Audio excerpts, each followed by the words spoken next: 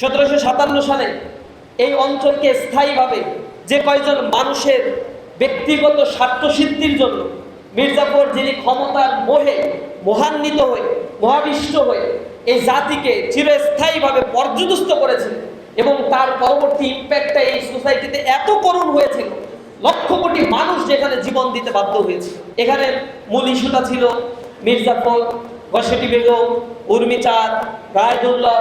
এরা কিন্তু দূরের কোনো মানুষ ছিলেন না, এরা নবাবের একেবারেই কাছের ছিলেন। কেউ ছিলেন নবাবের সেনাপতি, কেউ ছিলেন তার অর্থমন্ত্রী, কেউ ছিলেন তার চাচি, কেউ ছিলেন তার পার্শ্ববর্তী খুব ঘনিষ্ঠ ব্যবসায়ী। এই মানুষগুলোই পরবর্তীতে নবাব সিরাজউদ্দৌলাকে মিসগাইড করেছিল এবং বিপদের মুখে তাকে ফেলে দিয়ে ইংরেজদের পক্ষাবলম্বন করেছিল, শুধুমাত্র ক্ষমতার মসনদে যাওয়ার জন্য।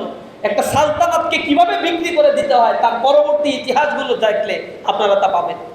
1757 সালের পর থেকে 1780 সাল পর্যন্ত পাঞ্জাবের জগতে একটি বিশ্বস্ত নাম শাবাব এথনিক ওয়্যার। এই 23টা বছরে এর মধ্যে শুধুমাত্র মুর্শিদাবাদ থেকে, এই অঞ্চল থেকে 2,80,00,000 পাউন্ড এই অঞ্চল থেকে ইংল্যান্ডে পাচার করা হয়েছিল। মুর্শিদাবাদ নগরী, ঢাকা নগরী ছিল সমৃদ্ধের নগরী। এই নগরী থেকে, শুধু মুর্শিদাবাদের রাজকোষাগার থেকে 1 বছরে 15 লক্ষ পাউন্ড পাচার করা হয়েছে। এখান থেকে টাকা পাচার করে কলকাতা, ডার্ক নগরী, সেই কলকাতা নগরীকে গড়ে তুলেছিল।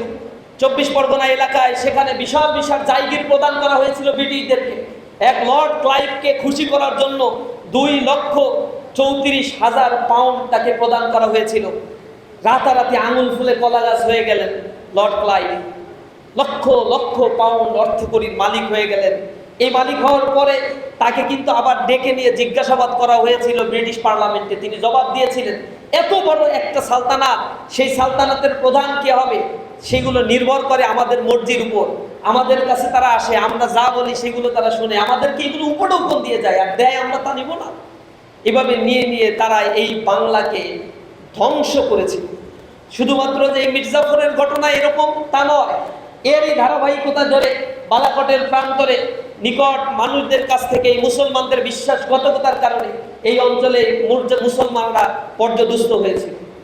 এর পরবর্তীতে বাংলায় এইগুলোর, এই সংস্কৃতিগুলো ধারাবাহিকভাবে চলেছে। বাংলার মানুষেরা বারবার পরাধীন হয়েছে, জীবন দিয়েছে। এরপরে বাংলার মানুষেরা স্বাধীনতা চেয়েছিল, কিন্তু তাদেরকে ওই কিছু বিশ্বাসঘাতকের কারণে বাংলার স্থায়ী স্বাধীনতা তারা কখনো পায় নাই।